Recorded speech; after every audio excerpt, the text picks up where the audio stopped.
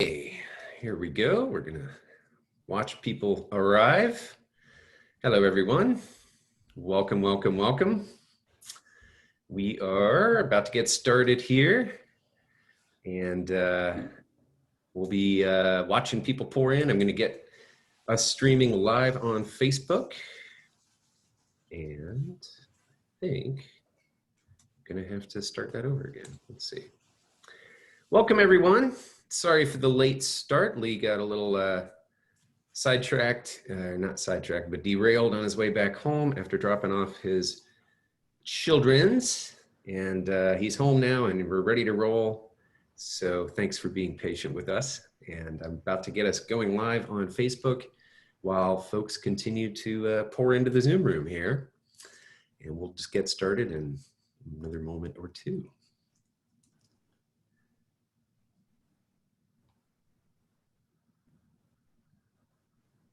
All right.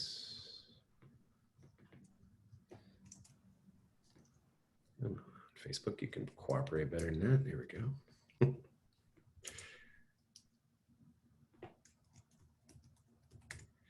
And one of these, and we're good to go.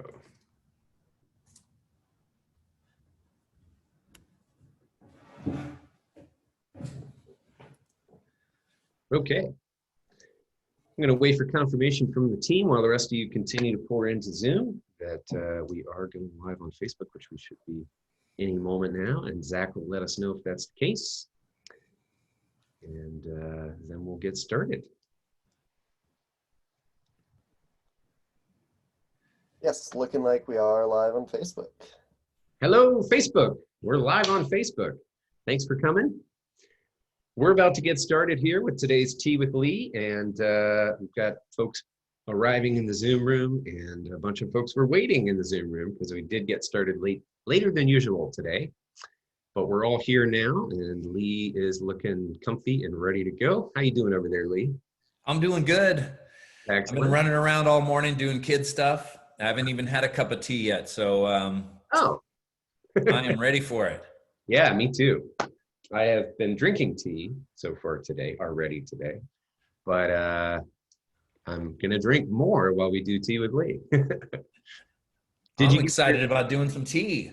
Yeah, what kind of tea do you got going today? I'm drinking I'm drinking 7572.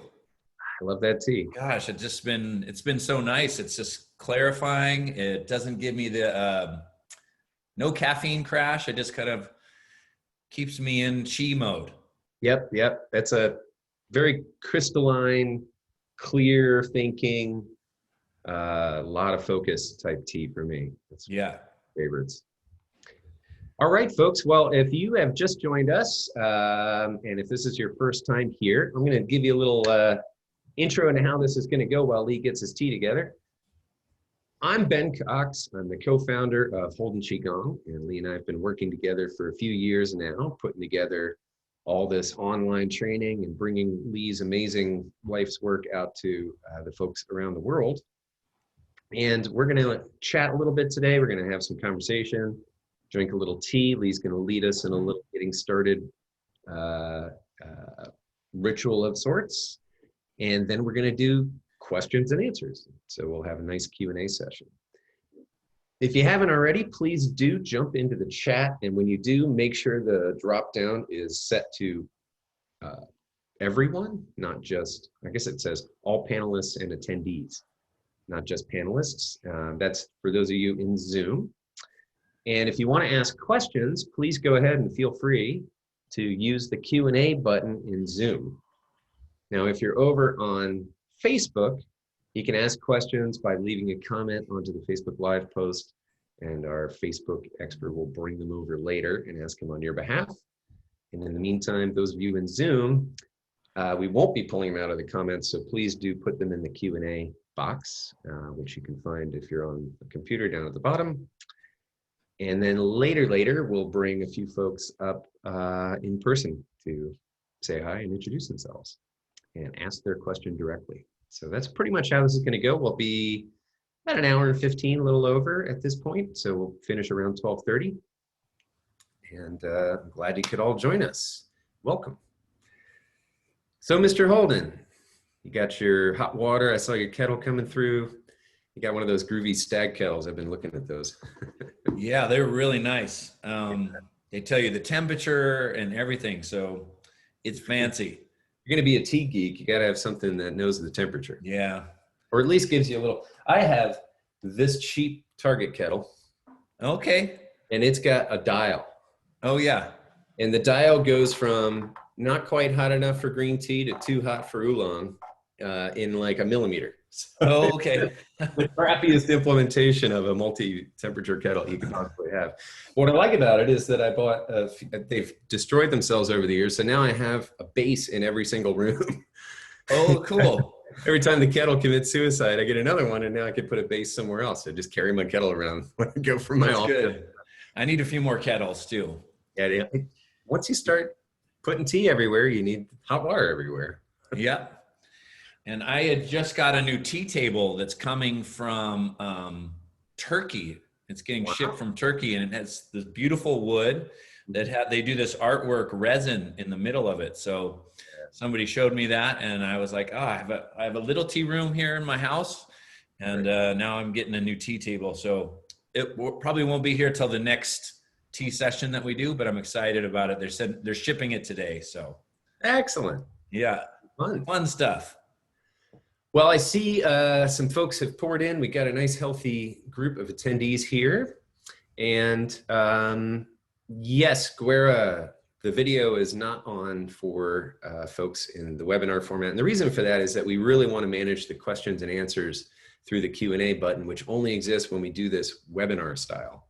So you'll only see us, at least for now, and then you can put your questions in the Q&A box. And I see a couple other questions have found their way into the chat. Please do go to the Q&A in Zoom and put them there. And again, if you're on Facebook, you're welcome to put them in as comments, and somebody will bring them over and proxy as many as we have time for later on. So Lee, is your water hot yet? Are you ready It is. Get us settled in? Here, I'm gonna pour myself another cup. So I'm drinking. So for those of you who are new around here, Lee and I are talking about the teas that we're drinking, which are pu'erh teas, which is an aged fermented tea from the mountains in far western China. It's kind of where Qigong comes from in many cases as well, these mountains in China that are in the foothills of the Himalayas. And these teas, I drink them Gongfu style. So I have a tiny little clay teapot, and it's got a lot of leaves in it, so it's pretty full. And we'll start with very strong tea, and then throughout the whole day and on into the evening, it gets lighter and lighter and more relaxing. So I drink one pot of tea kind of all day long, which is pretty great. And I think Lee is doing something similar over there. What are you drinking out of today? Well, I got this cool cup, and it has a nice little lip on it and rim, and it's kind of rough on the outside and smooth in the inside. That's cool. I really like that cup, and I got a nice, this one has a nice design on it. I mean, it's just kind of artistically fired. Oh yeah, that's very cool. Yeah. Neat pot. I like the size. Yeah. You got a little halo glow to it too, coming over your shoulder. It's do I? Yeah, that's nice. I that's where I did Qigong this morning. There's a little Qi left over there. I see. That explains it. Well, my cup is just, it's a used to be a gaiwan, which is a lidded cup with a saucer that they use to steep tea instead of pots and clay pots. And it also has a little taper to it, which is always better for tea because of the way that it delivers the liquid onto your tongue. You can taste it fully, whereas like with coffee, you kind of want a bigger, deeper, thicker rim. With tea, you want a thinner rim so you can get the sweetness on the front of your tongue. Good to start. It's good to start the day with sweetness on the front of your tongue. Well said. Okay, Lee. How about guys? Are you ready to lead us in a little bit of becoming present? And those of you who haven't already, although I'm starting to see a couple of folks let us know, why don't you jump into the chat before we get too busy here, and let us know what kind of tea you're drinking today if you're joining us for our tea session. And I'd love to see that because there's so many amazing varieties of tea in the world. I see somebody from Bath, the UK in England, Bath, and I drank some tea there about a year ago when I was traveling around England doing Qigong for Weight Watchers. And what a great place. I loved it there where we did like a tour of the Roman baths and did some saunas and steams, and it was such a great place to just walk around, very beautiful, and drink tea.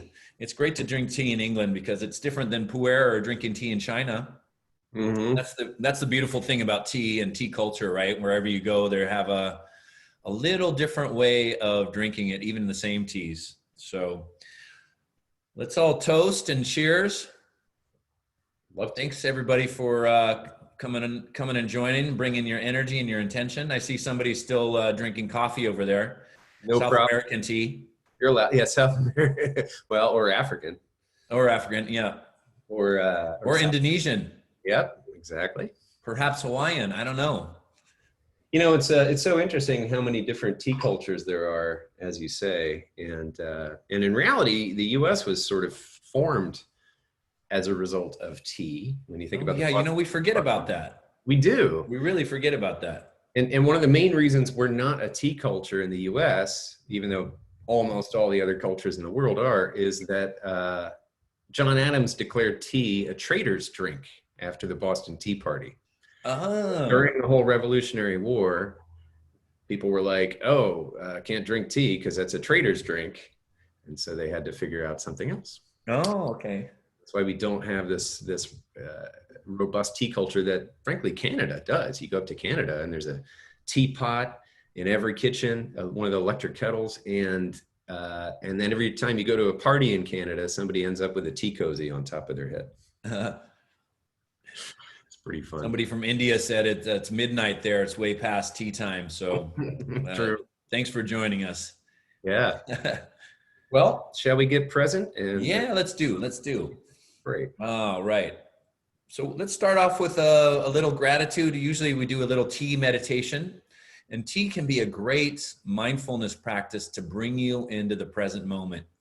And what I like to do is to start with some gratitude, bringing the teacup near the heart and making a little spiral.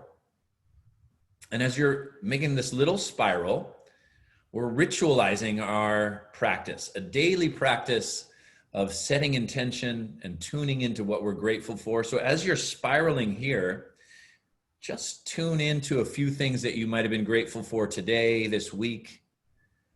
Might have been a moment out in nature, a conversation you've had with some friends or family, anything that brings your heart into an elevated state, and start to tune into that particular frequency and energy. Breathe into it. And then take that energy and that same sense of gratitude and just start to project it into the future. So from your heart center, line yourself up to those experiences that will bring you into that state of an elevated emotion, positive experiences, where we feel our sense of humanity, our loving kindness, our compassion. Because as we move out of stress and into the heart, we treat each other differently. Life shows up differently.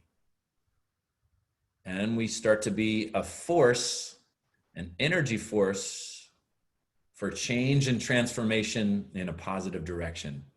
And let's just hold that in our hearts and minds for another deep breath and into our first sip. Mm-hmm. Cheers, everybody.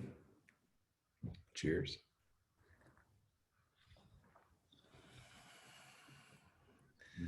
Wonderful. Indeed. Thank you so much for that, Lee. Really? You know, I think it's, I do that when I start my tea every morning, and I just 2-3 minutes, I just think about things that I've been grateful for and appreciate. That intention in and of itself will shift energy.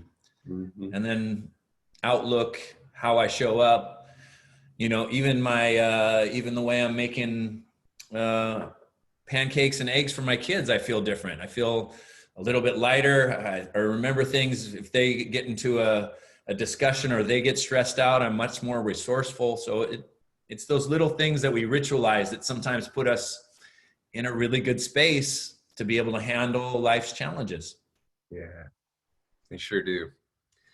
Well, thanks so much. And I'm loving to see some of the gratitudes that folks are putting into the chat. Yeah. Things that they're grateful for. You know, it's such a great practice. And one of our newer team members has instituted that as a practice where we pretty much start every meeting with everybody expressing something they're grateful for. And it's just been such a wonderful practice for us to do in our meetings and our phone calls, well, Zoom calls. And one of the things I'm grateful for is Zoom, because we have a really great team helping to make all this happen behind the scenes. So I'm also grateful for everybody on that team. And this is great. So what we're going to do now is dive into some Q&A. And as I said before, for those of you who are just showing up, if you want to ask questions on Zoom, we'll get to as many as we can. And the way to do that is the Q&A button. It's probably down at the bottom, unless you're on a mobile device, in which case it varies a little bit. And if you're on Facebook and you're watching live, then please just feel free to add a comment to that live stream post, and we'll pull questions out of there, and Zach will bring them over later and grill Lee with them, make sure that we get them asked. As many as we can. Again, we have a lot more people than we have time for, so we'll do the best we can. So let's get started here, Mr. Holden. Okay, let's do it. And thanks for everybody sharing their gratitude in the chat. That's wonderful to read. I really appreciate it. Yep. Let's see. I know we've got a few of the questions starting to flow in. So I'm just going to get started with a couple at the top here. One is, I have osteoporosis. Not me, I'm speaking for Jean. And she asks if there's any suggestions other than avoiding extensive twists and doing the Better Bones routine. Better Bones routine is a great one to start with. And you can do also 5-element energy flow, because there's some great standing practices and postures for each organ. So the 5-element energy flow will have one flowing movement and one standing posture for each of those 5 organs. And that is a really great tonification. So it's going to strengthen your body, but in a more regulating way, in a more balanced way. And we start off that routine with a nice warm up and stretch, and then go into those flows and postures. That's going to be really good for overall health and vitality, but it will be especially good for the bones because of those standing postures. And then you could focus a little bit more on the kidneys. In Chinese medicine, the kidneys rule over the bones, joints, and endocrine system. So anything to do with the kidneys is going to help the bones. And I just love that 5-element routine. So you could add some of that. The interesting study is that there was a ancient practice called Qi Gong for the bone marrow. And it was actually called bone marrow washing. And it was an ancient text that found its way into the Shaolin temples and practices. And if you wanted to take it a little bit deeper, in the Iron Shirt 3-weekend series that I taught fairly recently, we go into that practice even deeper.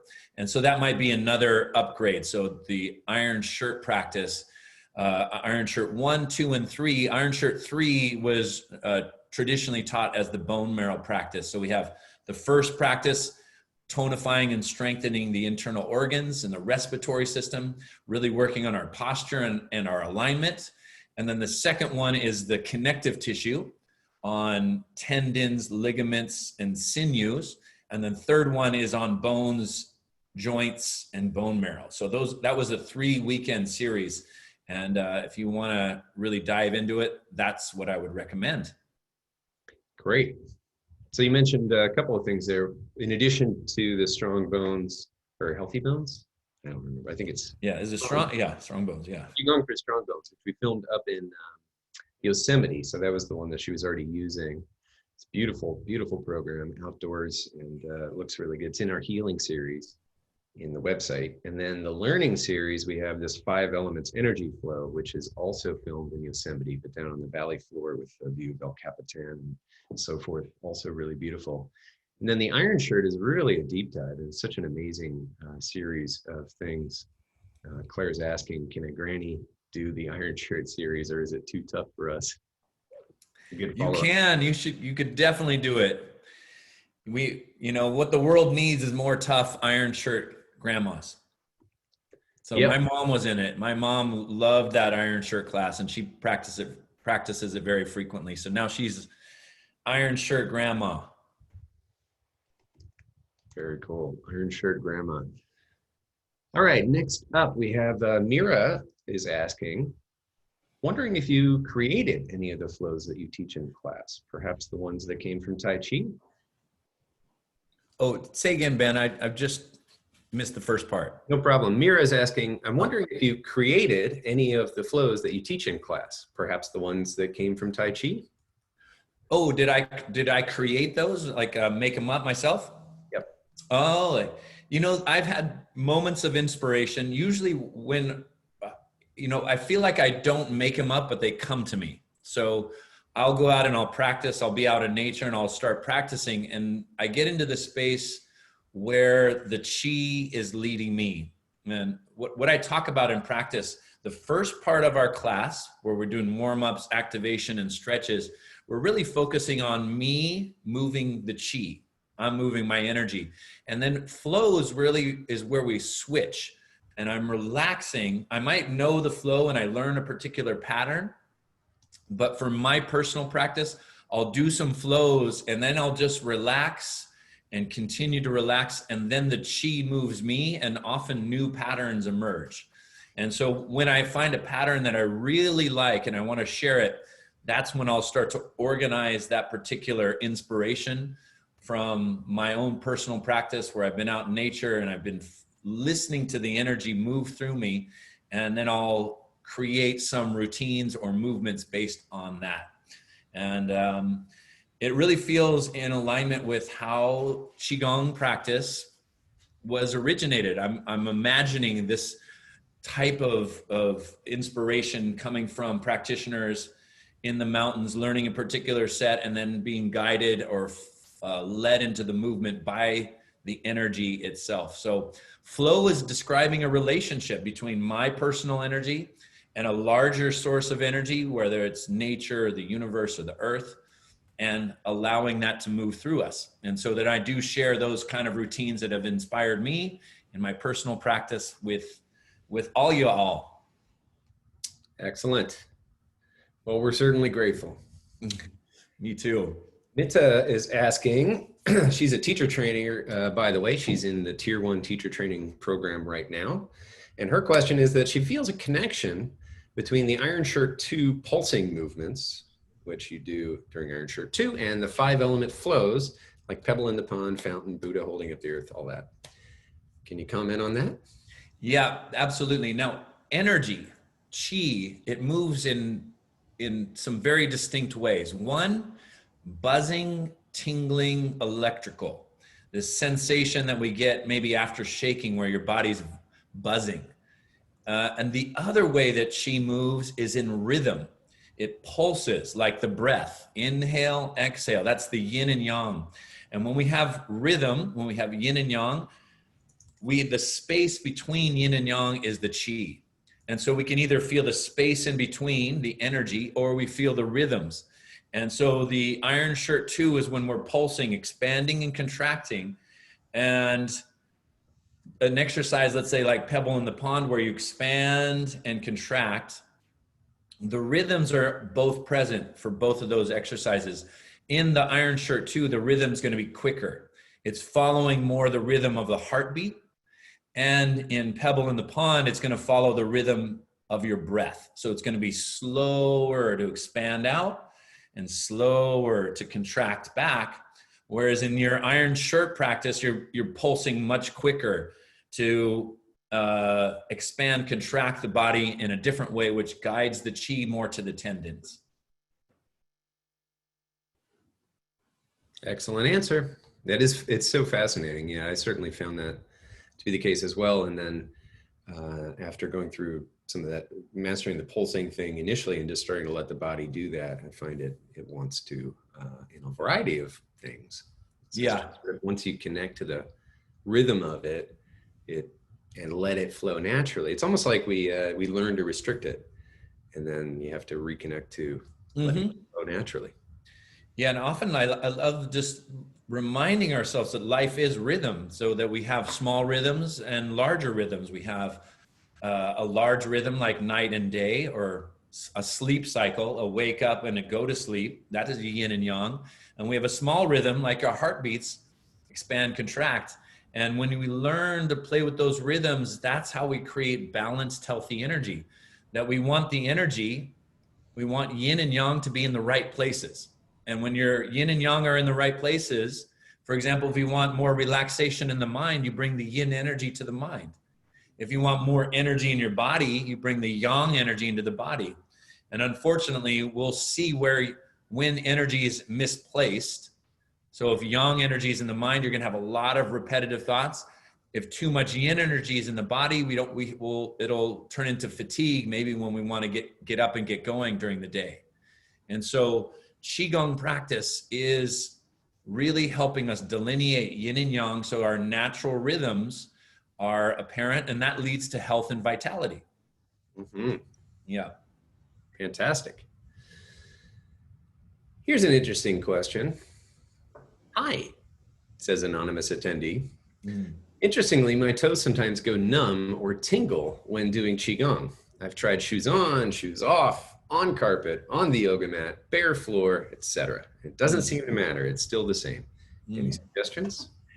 Okay, suggestions. If toes are going numb, a little bit of modification of the weight. So shift the weight more to the heels and try to remain with your body weight in your heels a little bit more, so that the pressure of your body isn't forward on the foot. It's more back into the heels. And then your toes can be nice and light. So you weight in the heels, knees slightly bent. Then the next thing to do is really emphasize relaxation of the tailbone and lower back. That means not tucking it under, but really feeling gravity pull, if you relax the tailbone, gravity will gently pull it down, and that'll open up the spaces between those lower lumbar vertebra. And so the nerves coming off the lower lumbar are open through the legs and the feet. Try that. Perfect. Excellent advice. And I certainly went through a lot of that when I was getting started, and I can vouch for what Lee is saying. It works. Yeah, it does. Well, has changed in here. I'm two-faced now. Yeah, right. I figured you got yin and yang. You got yin yang face. There I am. Hello. When you have a point, I assume we're talking about an acupressure point of sorts, that is more tender on one side, under the arm, the lung and stomach point, she believes. What does that tell you? Do you do more metal and earth to balance it out, or can you do one side to help the tender point? Sometimes I find that's the case for me too, if I have pressure points, and sometimes one side is more tender than the other. So I'm curious about the answer. Oh yeah. Acupressure is really interesting because we are embodied, and we often do things one-sided. So whether we're writing, texting, brushing our teeth, combing our hair, we have these body patterns where we'll overly emphasize one side or the other, and that can create some energy imbalances. And as you see in Qigong, we'll do things symmetrically to try to correct those left-right imbalances that we can find ourselves in. And so they might show up, that imbalance, that yin and yang, again, imbalance might show up in pressure points, or like, why is it so tender on one side and feels just fine on another? It could be also an injury, body posture, where energy just over time is blocked on one side and it needs to free up. So the side that's more tender, work that a little bit more, whether you're going to knock on the body, massage it, have somebody else work on it, free up the energy on the side that's more tender so that the body comes back into balance. and then do Qigong exercises that might emphasize crossing the midline, left and right, or doing one side and then the other. So for example, we do open the flow, and sometimes I do it one arm at a time. And by doing it one arm at a time, your body's neurology is really focusing on one side and then focusing on the other. Then when you come back to balance, everything is well calibrated or evened out. Excellent. Excellent. Ellen is asking, please let us know where you get this tea again. I missed where you said. So the answer to that is that we get it from a variety of sources. The one that I trust the most is a place called Hidden Peak Tea House here in Santa Cruz. And this guy's sourcing is just unbelievable, and his sensitivity and his selection process. He's a very strange individual who's never used a computer or a cell phone in his life. And he's not that old, and he has just lived a life of tea for a very long time. So it's called Hidden Peak Tea House, and the teas are called pu'erh tea. And it comes from Yunnan, China, which is the far western China and the foothills of the Himalayas up in the mountains there. And it grows as tea plants, the real tea plants, Camellia sinensis, but a variety that can grow to be trees that can live to be 2,000 years old. It's really a remarkable thing, and a very special tea. So thanks for asking that. Christian is saying that Qigong has done wonders to manage mood and stress. Any recommendation about herbs and or adaptogenics that would support easing stress and supporting vitality? Any herbs that would be good for the fall season as well? Yeah, that's great. That's great. So there's a variety of herbs. You know, Chinese medicine was based on 5 branches of Chinese medicine. So herbs was one, and Qigong is another. And then you also have acupuncture, massage, and nutrition. And so a variety of those things will really help to keep us healthy and happy. And so getting some body work, taking your herbs, getting some acupuncture, getting a massage, doing the acupressure can all help to balance energy. Often in Chinese medicine, Qigong was the highest branch because it was the branch where you took care of yourself. You did your breath work, you did your movement, you felt your own energy, developed a sensitivity so that you could really become your own best healer. Most Qigong practitioners I've known, they also supplement with some herbs and some acupuncture or some body work. It's just a nice balanced way to stay optimized. So herbs for the fall, I might recommend cordyceps, because that is just a great adaptogenic. It's great for the lungs, the respiratory system, and the immune system. So cordyceps is a mushroom, easy to get. You can take it as a tincture, a powder, things like that. So I would recommend cordyceps right now as one of those adaptogenics.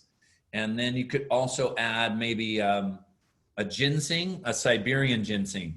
Siberian ginseng is different than Korean ginseng. So Siberian ginseng is more adaptogenic. It's more energy balanced.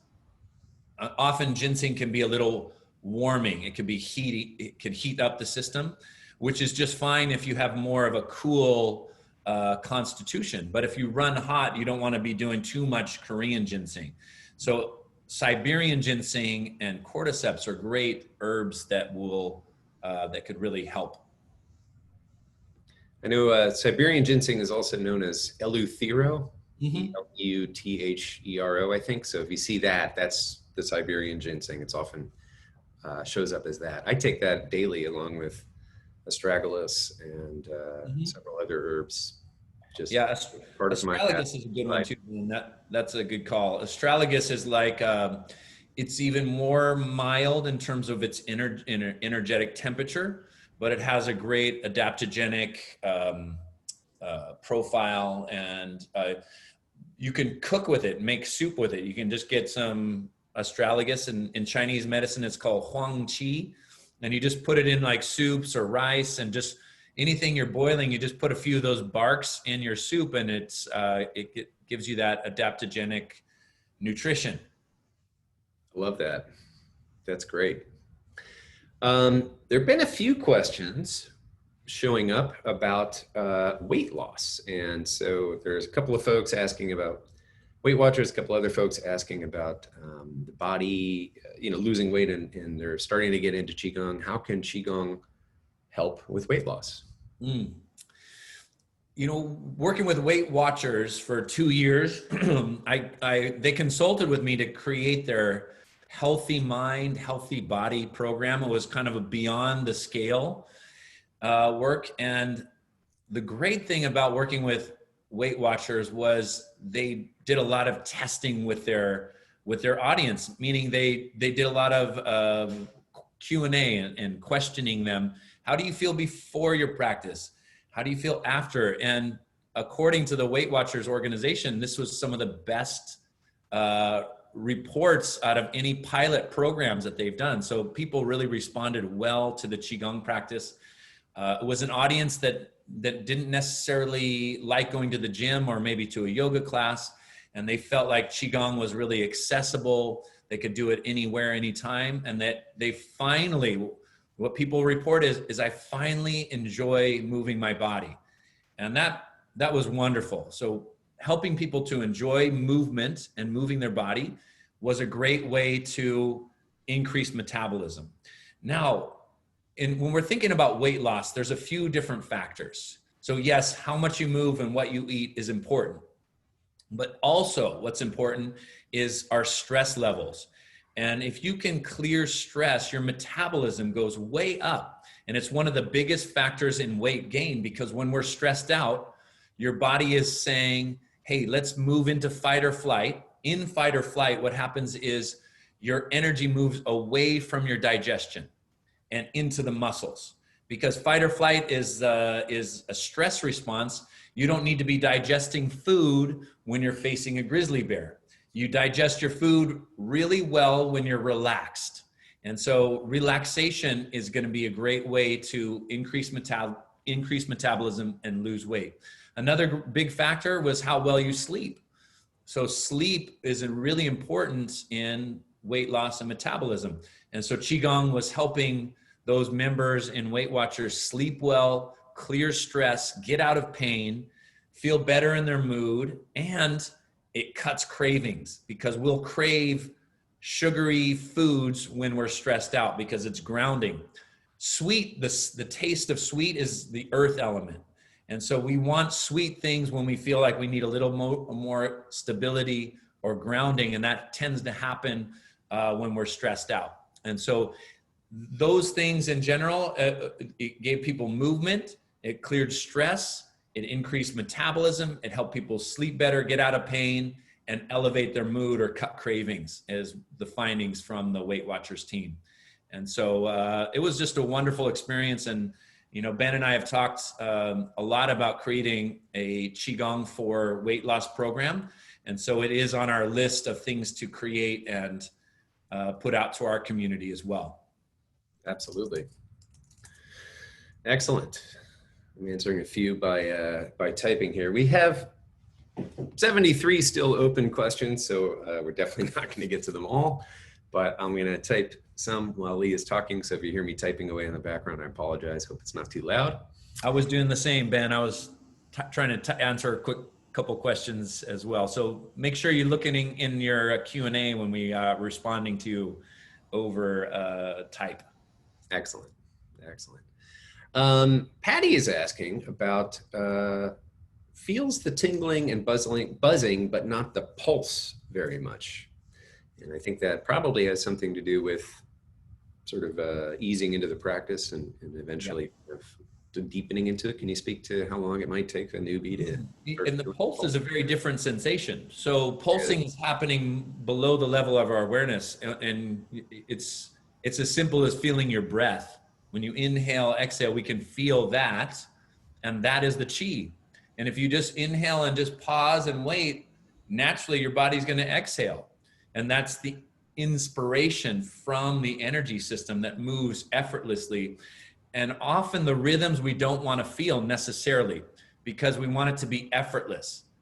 So we will notice a rhythm when we have pain in our body somewhere. We often notice discomfort first, but if everything's working just right, we're not going to notice.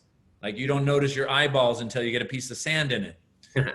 And so we want to have that below the level of awareness, that smooth flow of energy, and that smooth flow of energy saying, hey, everything's working just right. And that manifests as even rhythms. And it's even in going to sleep or waking up. It's like we just wake up in the morning and we just feel that rise of energy. And when we go put our heads on our pillows at night, we just ease into going to sleep.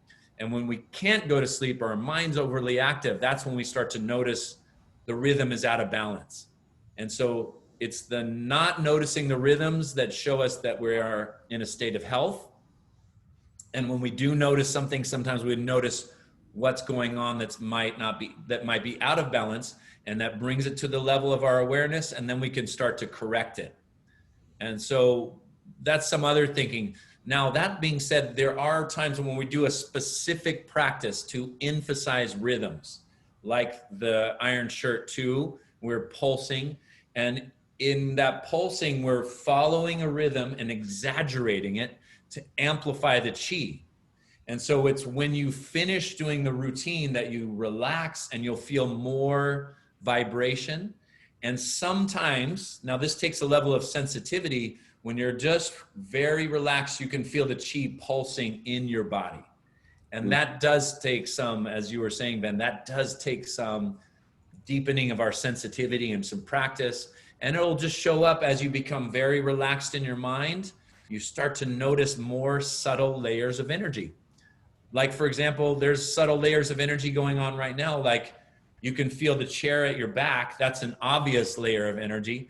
But right now, if everybody just puts their attention on the air on their face, oh yeah, there it is right there. I wasn't aware of it, but now I can just start to feel that subtlety.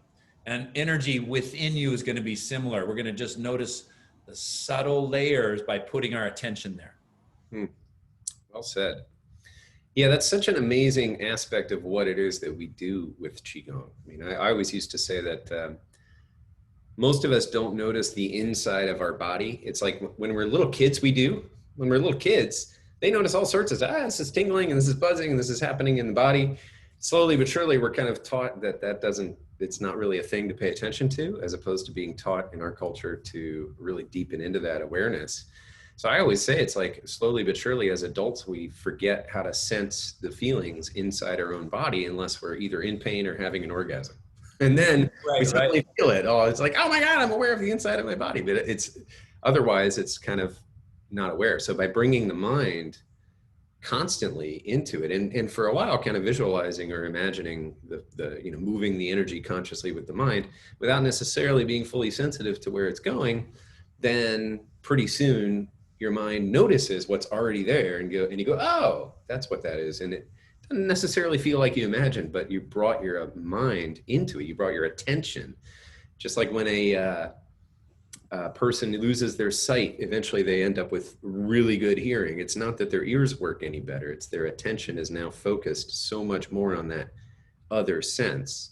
And we now can start to really focus on our internal body sense by doing these practices until eventually we're very sensitive, not just to what's going on in here, but what's going on outside and around our body. So yeah, profound work.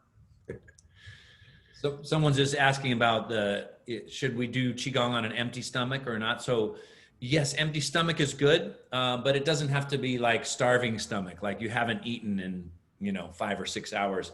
So suggestion really for Qigong practice, wait an hour after eating a meal. And if you've had just a snack or a small meal, you could do it in 15, 20 minutes after, no problem. So empty stomach, no problem, is good. But anytime, if you've had a big meal, wait an hour. If it's been a smaller meal, then 15, 20 minutes is no problem. Excellent. Right next to that one is, I think, a very relevant question for everybody these days, which is if someone catches a cold or flu during this fall or winter season, what kind of Qigong can they do while recuperating? Yeah, that's great. If you catch a cold or you're just not feeling well, my recommendation is to do healing sounds, because a cold, we catch a cold in Chinese medicine, this is called pathogenic qi. It's energy that's not resonant with your highest vibration. And so we want to push pathogenic qi out.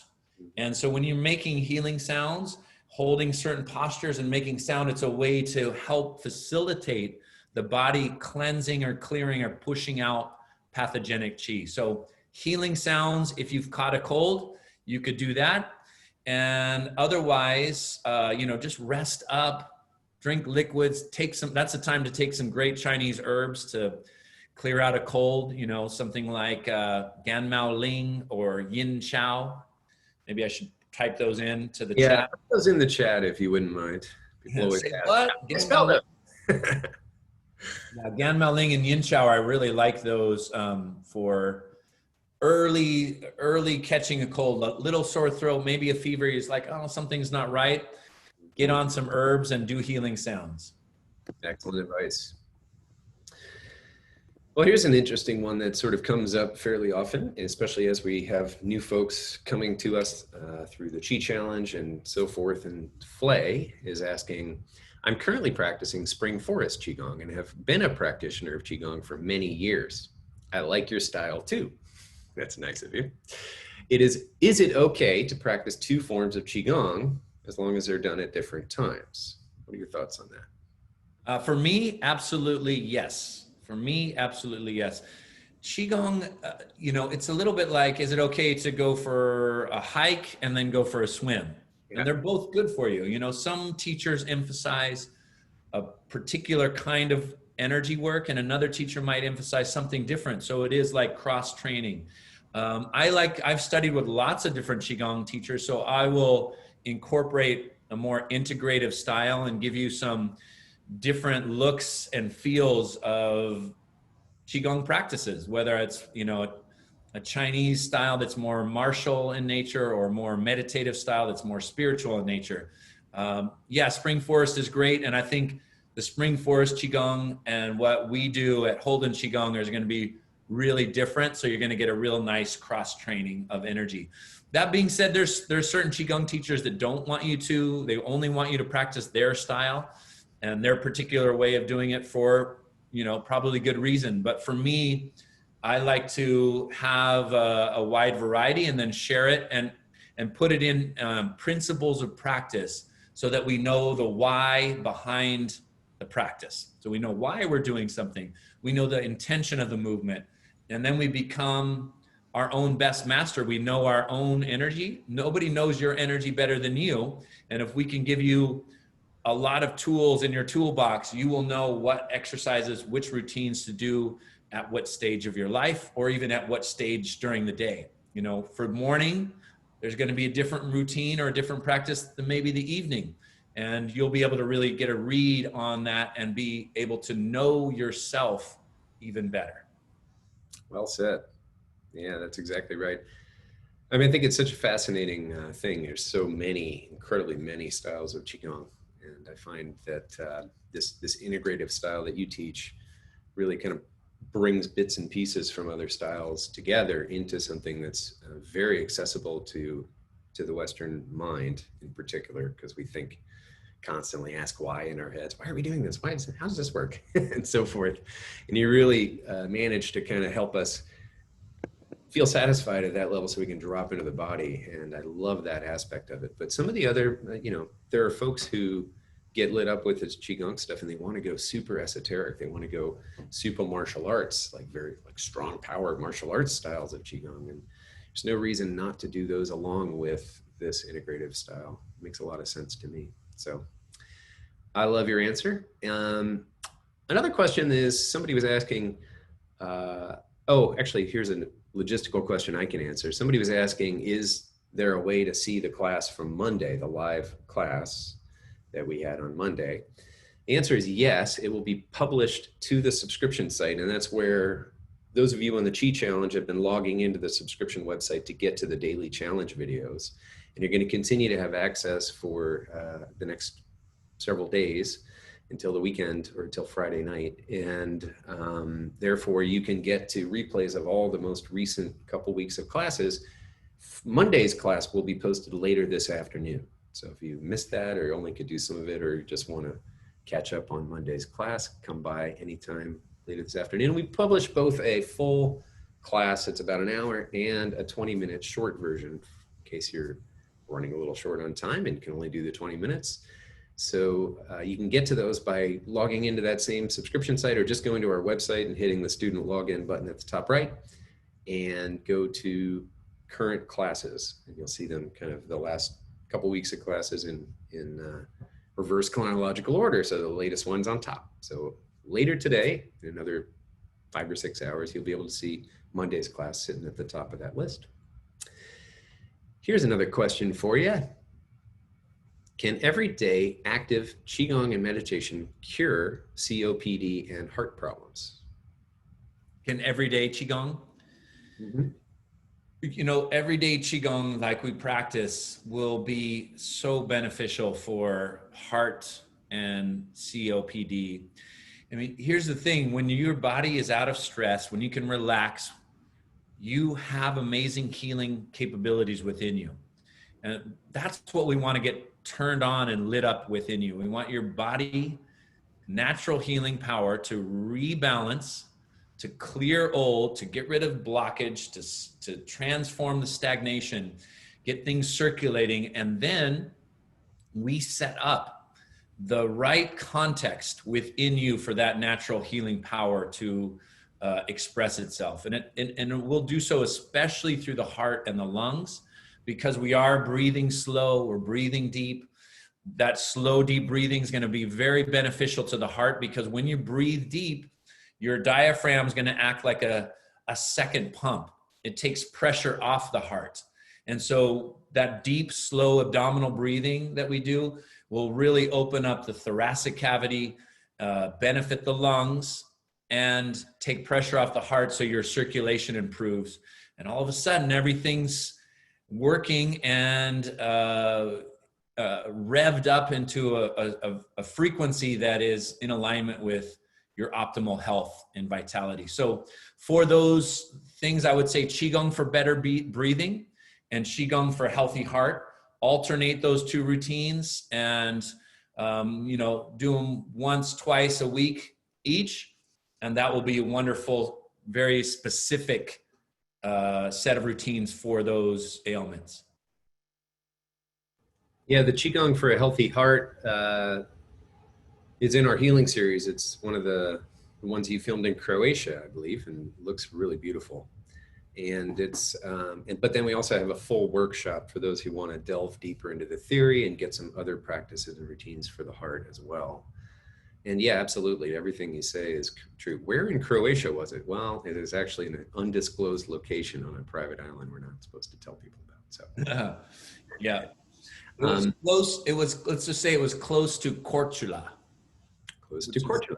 Yeah, which is a beautiful island in Croatia. And we randomly found it because we were doing some work on another island, and somebody there was like, hey, I have a house in Korčula. Why don't you guys come over and then we can scout out locations for filming these videos from there. And because he was a local and lived there, he took me around and showed me all these great beaches and little rock formations. And yeah, and he's the one who showed us this little private island with this beautiful beach. And we had to go there real close to sunset when all the tourists left and be ready to go really quickly. And then it was just this white rocky beach and beautiful sunset. And it was just gorgeous to be there. It was really, you know, not only did the footage come out really well, but the filming of it was just so inspirational and fun to discover, you know, a little beautiful place in nature and create this beautiful routine with the sun setting in the background with the intention of creating a healthy heart. So it was really sweet. Very nice. Yeah. Here's a question, and then we're going to have Zach come back and bring us some questions from Facebook. Hi, Lee. What is the benefit from subscription, and what content do people get from the teacher program? those are great because they are in alignment. So often people will do the subscription and then come into the teacher training. The subscription, so we have a variety of programs. Let's say we've been talking about condition specific, like Qigong for a healthy heart. I went out in nature, filmed a beautiful program for that specific element and body location, let's say.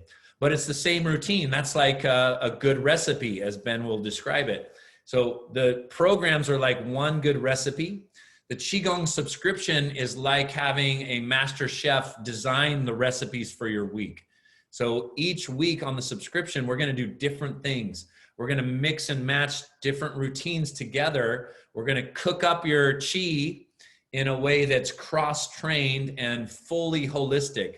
And that way, I tend to think of the subscription as true preventative medicine to keep your body's energy optimized, your mental, emotional states in harmony, and this mind-body balance going all the time. It's a great place to be with community and friends. It's me talking to the camera, where the Qigong prescriptions, these programs that we've done, like the Healthy Heart, I do a voiceover. And so I feel like the subscription's just a little bit more intimate. We get to have a conversation.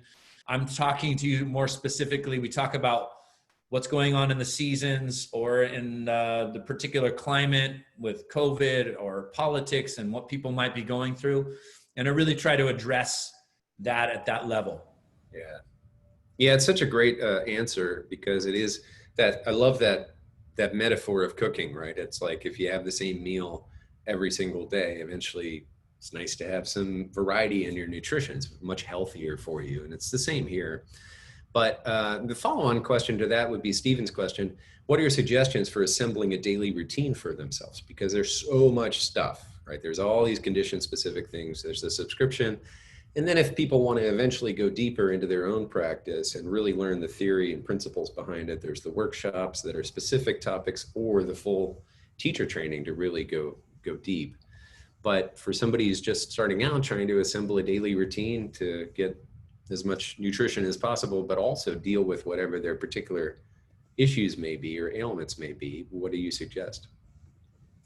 Yeah, when there's specific ailments, I would say alternate. So you do your subscription one day and then do your very specific program the next, and then do the subscription the next day and do a program the next. That's another way to cross-train your Qigong practice and give you something a little more specific to you and what you might need in your life, as well as getting the cross-training. So one or two of the programs, like you might do Qigong for a healthy heart and Qigong for upper back and neck, and that might be very tailored to what's going on with you. And then you mix in the subscription, and so that you get a really wide variety of routines and movements to keep you really healthy and optimized. Yeah. Yeah, and it's great. I mean, each of those programs has a short version as well. So if you only have 20 minutes, you can do the Healthy Heart 20-minute version, or the full length, or in some cases a very extended, hour-long routine. And then the subscription's similar. It's got a 20-minute cut down version of every single live class, and then the other stuff is on top. The question Kat's asking is, are those programs included in the price of subscription? No, the subscription is, think of it like an unlimited pass to your local yoga studio. We teach, 12 classes a month. They're live. You're able to attend live. There's a Q&A at the beginning of each one live, and then you can also watch the replays for a certain period of time. What we discovered is that when you load up something like a subscription, you end up with the Netflix problem. And the Netflix problem is, I spent 25 minutes trying to decide what to watch instead of watching it. And when you have 20 minutes to do Qigong, that doesn't work out very well. So we have the most recent, 2 weeks worth of classes always available on the subscription. We have some content that's always there, like healthy spine routine and the seated routine and things like that. And it just enables you to show up, watch the most recent one you haven't watched yet, or show up to the live classes if you're able to attend live when they're happening, and just get on with your practice. And so, as I say, it's like having an unlimited pass to your local yoga studio for about the cost of 3 classes, actually. So it's a pretty great deal. One day, maybe if millions and millions of people get into Qigong, we can afford to have it be like, one of these $10 a month platforms like Gaia TV or whatever. But actually, they lose money every year, and we're kind of starting from scratch with a very small audience, but trying to grow interest in Qigong. So we have to charge a little more like what it would be to come to a few classes in person every month. So we kind of split the difference, and we think the price is really good for what it is and where Qigong is and how we have to function as a tiny little business that's just kind of getting going. So hope everybody who's considering it at least gives it a shot and works in those, either do the 20-minute or do the full hour or show up to the live if you can. And you're going to get pretty lit up and get start to see a lot of the positive side effects we talk about on the subscription stuff, like better sleep, better sex, more energy, less stress, and so forth. So now it is time to bring Zach up, who has been curating a nice little set of questions for Facebook. Zach, I think we got about 10 minutes, unless you run out. I know you're pretty quick. That sounds great to me. We got the first question coming in from John. Are there any Qigong routines or breathing exercises that can help you keep warm in the cold? Yes, absolutely. I would do Qigong for better breathing. And the standing postures, like the iron shirt workshop that we've been talking about, really great for circulation and energy. So you might want to try the iron shirt, or 5-element energy flow with the standing postures to really improve your circulation and tonify the energy. All of that said, the subscription, we do a lot of great circulation improving in that. So you have some choices. So I'd say better breathing, 5-element energy flow for our programs. Subscription, we do a lot of invigorating exercises, especially in the beginning part. And then the more advanced practice would be the Iron Shirt series of weekends. Perfect. And then Tina has a question. What are the major acupressure or acupuncture points in the head? I had an acupuncture appointment yesterday, and they put many needles on my head. Scalp acupuncture is a particular style of Chinese medicine, and often used for neurological issues, strokes or MS, something like that. But the scalp really relates to the whole body. So different acupuncturists are going to use different points on the scalp to create a movement of energy through the body. And it's just a very specific acupuncture technique. Wonderful. And Daisy has a question. From time to time, I experience a sharp pain in the center of my right heel. It's tolerable and I can walk on it, but it's been happening since I started doing Qigong regularly. What would you have to say about this? Sometimes the plantar fascia, the connective tissue around the foot, can get tight, depending on the arch location, your low back, things like that. What I find beneficial is at some point during the day, it doesn't even have to be during the Qigong practice, massage the bottom of your foot and your heel. You could even get one of those foot massagers and roll out the bottom of the foot. Then also lie on your back, leg up in the air, hold your hamstring or behind your knee and circle your foot and stretch out the Achilles tendon, calf, and hamstring. Perfect. And a question from Karen. Do you recommend any places to purchase cool teapots and cups? Oh, that's good. I mean, I think the link that you put in the chat, Zach, Hidden Peak, teahouse.com has some good teaware. There are some other good teawares that I've liked. Yunnan Sourcing is a nice place to get some good teaware. Hidden doesn't really do teaware online as of right now. Oh, okay. Yep. So Yunnan Sourcing is great for that, as well as I actually have found recently some expensive but very, very well crafted teaware coming in from Verdant Tea, and I'll put a link in the chat. But really it's sort of a question of like what level are you playing at, isn't it? Because if you find certain pots, like I actually found this pot at, it was $35 or something like that, but when you see what's out there and you start to see that a lot of these things are $200 or $300, they're really master-crafted, handcrafted works of art that perform, you know, really, really well.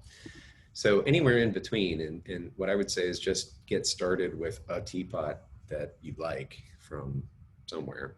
But if you want to go for the fancy ones, you want to go for the higher quality, then I definitely like what Verdant Tea has going on right now, and certainly Yunnan Sourcing has a wide variety of price points. So Wonderful. link to And that.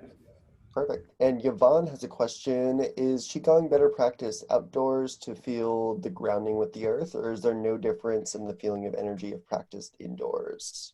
Yeah, it's a good question. There is ideal, you know, there is ideal circumstances to practice Qigong, but don't let the ideal hold you back from your practice. So ideally you're outside barefoot in nature, you know, it's 75 degrees and you're under a beautiful tree and it's sunny and warm, or you're at the beach and it's perfect temperature, the sun's setting, things like that. Wonderful, wonderful. But it doesn't have to be. You can do it Qigong in your garage with no nature around you. Energy's everywhere. Energy's inside of you. And we want that energy to circulate. And when we're out in beautiful nature and connected, we can really open our minds and expand into something and really see and witness directly our connection to nature. But get your practice in, move your body, breathe deep, circulate some energy. I've done Qigong in basements. I've studied with Qigong teachers and much, way less than ideal circumstances and had really wonderful practices. When you're doing Qigong in a place that's challenging, maybe it's very noisy, it helps you to really focus your mind. I've done Qigong in freezing cold rivers. And when you get into the cold, it's not ideal, but you have to really focus your mind on finding your inner stability and that relaxation. So there's different reasons to practice in different places. But the main thing is get your practice in, move your body, connect to your Qi. It's always there. Perfect. And to play off of that question, what time is a good time to practice Qigong in your everyday life? Same kind of thing. Ideally for me, I love sunsets. And in fact, sunset, that time of day when the sun is just coming into the water and there's a golden glow on the horizon, I just love that time of transition. But your Qigong practice, think of your Qigong practice as the sunset or the sunrise of exercise. You are moving your body, but you're relaxed. That's balance and harmony. You're getting a great workout, but you're also breathing slow and deep and focusing your mind. That's yin and yang harmony. So Qigong is creating the inner sunset, that perfect equilibrium within yourself. And so if you're not doing it during sunset or sunrise, it doesn't matter because you're creating that within yourself. And so sunsets, sunrises are ideal times to do it because your nature energy is balanced and that helps us to feel that inner balance. But really do it anytime that it works for your schedule and create your own perfect environment within you. Perfect. And a question from Annie. Do you have any advice to help me cope better with looking after my mom who has dementia? Is there anything I can do to help her out too? Wonderful. So when we're caretaking, it's important to caretake for ourselves first and to make sure that we are getting our own nourishment of energy first, because when we're well taken care of, we can give more energy to those we love. And if we're getting really depleted, then we're not giving our best energy to our patients, our friends, and our family. So make sure you get your daily practice in, get your energy elevated. And I would also suggest doing some Qigong with I think you said her mom. So with your mom, and even if it's a meditation, do some of the guided healing meditations. We have that whole audio meditation course that you could do together. Just put it on. I do a guided meditation. You can both relax. If she can do some movement, maybe some gentle flows in a chair. We also have the seated Qigong routines that are both on the subscription or as a program that you guys could do together. And that's really nice when you can do something that's nourishing for you, and it's also helping those that you're caretaking heal themselves. Wonderful. And a question from Misha. What are your suggestions for whiplash related problems? Okay, so whiplash, you're gonna have maybe some acute pain. So you're gonna want to rest slow flowing movements so that we're doing movements that are slow and fluid to move our bodies to increase circulation. I would suggest going real easy on the warm-ups or the stretches. And you might even just skip those altogether until your body has healed a little bit more. So whenever you're in acute pain, it's sharp or it's shooting, relax, focus on relaxation, slow flows. Don't do too much of the warm-ups or the invigorating exercises until your body's healed more. Then we want to start to work into the stretches and the flows to make sure the body stays open and all that Qi is circulating. Perfect. And a question from Luis. How can we get a good Qi Gong workout for us people with low energy? That is a good question. Start with breathing because breath is your quickest source to Qi. Remember, Qi means aliveness. How much energy, aliveness, vitality is going on in your body. We often think of food for energy, but breath is even a quicker source. So I would recommend maybe Qigong for better breathing. And you could do some of the seated practices. So do the Qigong from a seated place so that you start to build energy gradually and slowly, working with the breath, and then finding the areas in your body where maybe your energy is mismanaged. Because if we hold a lot of tension in our body, a lot of your energy gets invested into the tension or the tightness. So think about contracting your muscles, squeezing your arm muscles. Now, if you walked around all day long like that, you are going to feel fatigued. There's a lot of places where we're contracted in our bodies. And so by going into your Qigong practice, you're going to be like, oh, I'm contracting these muscles here all day long. No wonder I'm tired. If we learn to relax, that energy gets reinvested into your system. Perfect. And the last question we'll have time for today is from Mona. Is there any suggestions to avoid relapse of cancer and avoid formation of tumors in the body? Preventative medicine is Qigong practice. So specifically, I would say do healing sounds every night if you can. So healing sounds is a wonderful preventative practice for cancer. It's also a great practice with a cancer diagnosis. You do sounds to purge out the stagnant energy, which is often what is considered a cancer diagnosis. You're going to purge out stagnation and bring in healthy energy. So healing sounds, and then in the morning or during the day, 5 elements energy practice. So you're going to clear out at night, clear the stress of the day, and in the morning, charge up and get aligned to your best healthy healing energy.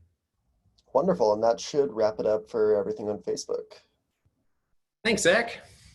Excellent. Well, here we are, and we've got a few minutes left. And so what we're going to do is we're going to pull up a couple of folks today, probably just a couple. I see a lot of hands raised, but one of the things that happens is people raise their hand and then occasionally wander off. Doesn't happen that much, but it's happened a couple of times. So I've got a...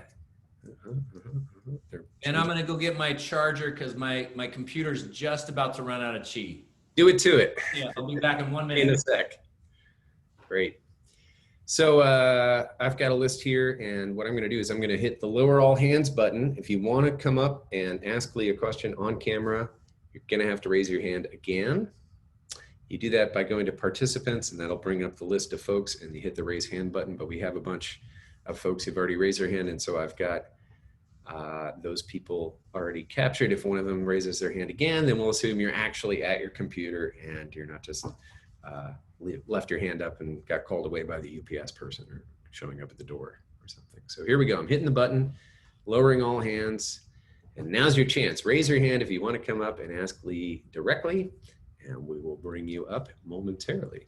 Okay, great. Here they come, and several of them are folks who had their hands raised. Thanks for going through the Kansas City Shuffle with us. Sorry to make it a little bit of a pain in the butt, but it does prevent the dead air of nobody showing up after they raise their hand. So Ellen, you're up, and you will be rejoining momentarily. We've got the magic buttons, and here comes the video. And we can see you, we can hear you. Hi. Hey, Ellen, how are you? Good. How are you, Ben? Good to see you. Thank you. And you? and Lee. And thank you for the latest email about breathing, which I really enjoyed reading. And it caused me to ask a very basic question that I've been thinking about ever since I started studying with you. I mean, it's really basic. This is kindergarten. When you use words like lower abdomen or belly or just abdomen or take a deep breath, are you talking about trying to breathe into the lower dantian? Are you being more general about the torso? Are those words all synonymous? Are they different? It depends on where we are in our practice. So if we're going into flowing movements and I'm like, take a deep breath, that just means breathe slower and deeper, but not anything specific. So during flows, don't get too specific or hung up on where to breathe, because I want the breath to be like the flows, natural and in harmony and sync. I want the breath to be effortless, like the movement. And so in the beginning of class, we're going to stretch and we're going to focus. We're going to warm up. We're going to breathe a little bit more consciously to specific areas to stretch out the respiratory system, to clear tension out of the ribs, to create more flexibility with the diaphragm. But as we progress and take a deep breath, now I want you to just make the breath effortless. So I want you to remind you to not hold the breath, but to make the breath, like if you just took a slow, deep breath, it's not going to go necessarily anywhere specific, because if you're all opened up, it'll go to the right places. And so like stretching in the beginning, we're going to stretch the respiratory system. Like flows towards the end, we're going to make it effortless. Does that make sense? Yeah, so that means, I mean, I've had issues with the diaphragm because I learned some mistaken breathing. And so my diaphragm tends to rise up and get tight. Will it automatically drop down if I'm effortless? I mean, do I have to try to make efforts to, that's why I wondered about breathing lower. Right. So in the beginning class, then you could start to focus on stretching the diaphragm, but it's important to remember that your body knows how to breathe without you getting in the way. Your body already knows how to breathe. So usually we get in the way too much and then the breath gets hung up. So if you can just, towards the end of class, if you're breathing deep but in full relaxation, your body, you're going with the flow of your body instead of overriding the natural flows of the body. So in the beginning, we're going to override a little bit. We're going to stretch and we're going to do some things. In the end, we're going to go into effortless space. And that's where the magic happens. That's where we go. That's the confirmation that this body has intelligent power within itself. That's when we trust ourselves. We trust this intelligent system to know what to do, to know how to heal more than our conscious mind. So we're working in alignment with this intelligent system. So it sounds like forget the idea of trying to tell it to go to the lower dantian, let it do what it needs to do. That's correct. In the beginning, we can start to like, okay, I'm breathing in my lower dantian, I'm breathing into my kidneys, I'm doing wave breathing. We really need to, in the beginning, we want to initiate movement. We like to do stuff to this precious vessel. Now we've already done it. Now go into the flows. That's the hard part, is to do less, but in doing less, you're going to accomplish more. Wonderful. Thank you so much. You're welcome. Excellent. Okay. Next up, we have Jennifer. And she'll be popping in here in just a sec. I think my favorite's the belt channel breathing. That one always kind of gets things, that diaphragm really opened up for me. Yeah, it's important to remember that your diaphragm is circular. It's not just in the front. And I love that about Qigong practice. And it's fairly unique to Qigong breathing techniques to get into the ribs and the back. Oh, hey, Jennifer. Hi, I'm back. Yesterday, for a couple of weeks now, but yesterday especially, my blood pressure went up to 220 and over 80 something. And of course I panic, so it goes up. But I'm wondering, I do the hour practice every day or most days. And is that enough to keep my blood pressure down, or would you recommend that I get the video, online for high blood pressure? Oh, that's a good question. I think, like we were saying before, because it's something very specific that's happening with your body, go ahead and get the video for high blood pressure, but alternate it. So, do it maybe every other day, and then do your video class subscription on those alternate days. So one day do the high blood pressure, the other day do the subscription, and then alternate like that. Maybe try to get the high blood pressure in 3 times a week. Okay. And then as it stabilizes, maybe you just do it twice a week. Hopefully. Yep. Yeah. We'll hold that intention. Okay. Yes, please, because it's really scary. And I've noticed that, I don't know if it has anything to do with my blood pressure, but my hand, it keeps, sort of tingling, and so I do this all the time. I can't see there. Yeah. Okay. And I rub it, but it seems to want to go numb. And I think it's coming from, I'm learning to listen to my body, but I think it's coming from somewhere in the back, just, below my neck, just in there. That's probably a good diagnosis, because often the neck tension starts to manifest in the hands. So, just shaking him out, massaging, working on the neck, the upper back and neck Qigong routine probably would be good for you as well. But we'll do a lot of that kind of stuff in the subscription. So if you're alternating that in, we're going to do a lot of work on the arms, neck, upper back. I do that frequently because it's very common for people to hold tension, tightness there. Well, I don't feel like I'm holding tension. That's why it's so tricky and sneaky, huh? Kidding. Okay, and I just want to say how much I appreciate you and Ben and the team. It's amazing what you do. And and the subscription is worth every cent. So, and I read your blog this morning, and it was awesome. Oh, good. Thank you so much. We appreciate you. Thanks, Jennifer. Okay. Thanks. Okay. See you in the class. Okay, great. Now, Lee, I know we started a little late. Do you want to go just a few minutes over, or do you have to rush off? No, sure. That sounds great. Okay, then we'll pull a couple more lovely folks up, like Martak. And we'll see what Martak wants today. Here we go. Gonna hit some buttons here that'll let you turn everything on so we can see and hear you. There we go. And mute. perfect. Hey. Hey. Hi. Well, again, thank you so much. These classes and these webinars are packed with knowledge and good tips and everything. I'm enjoying it very much. Thank you so much. And I think the price is very reasonable for the quality. So no complaints at all. Yeah. Thank you. One question is, for a person who has chronic sinusitis or a sinus infection, what do you think is something that can help in the realm of QiGong? Yeah. Okay, so we're gonna, do some pressure points in our weekend workshop in November, and I'll show you some points to massage here. But one thing you can do as far as pressure points, when you work this area right here alongside the nose, these are some pressure points for the sinuses. Here's one I like to do: is you rub like this and then breathe strong through the nose.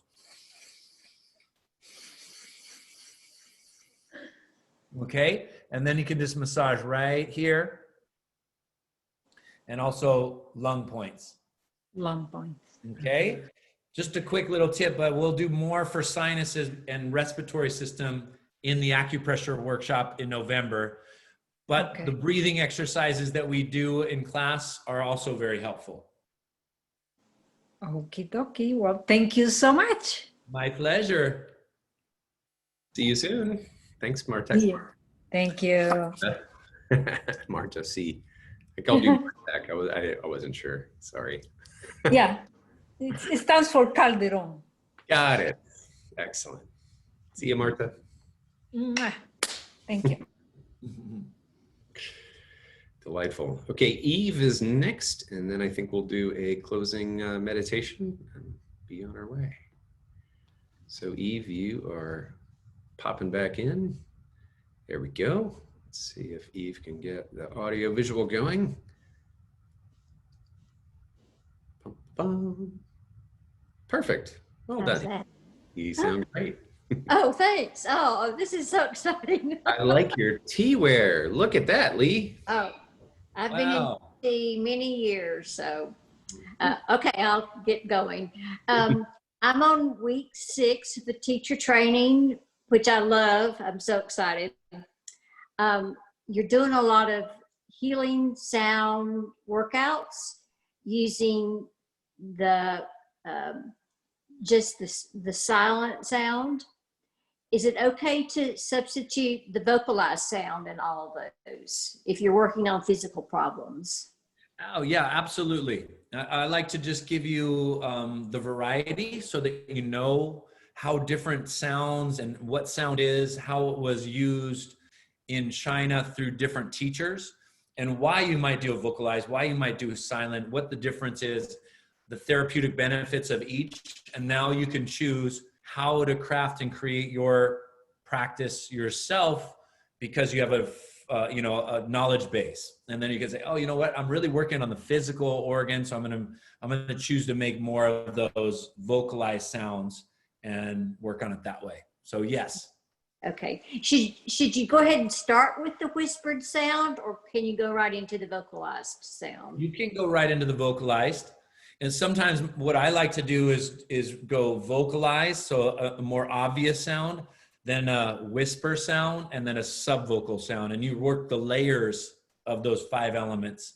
That's one particular practice. So I might create a variety of different practices once you're skilled at the sounds. You know, throughout the week, you might do just vocalized on one day, just whisper on another day, or maybe a variety of all 3.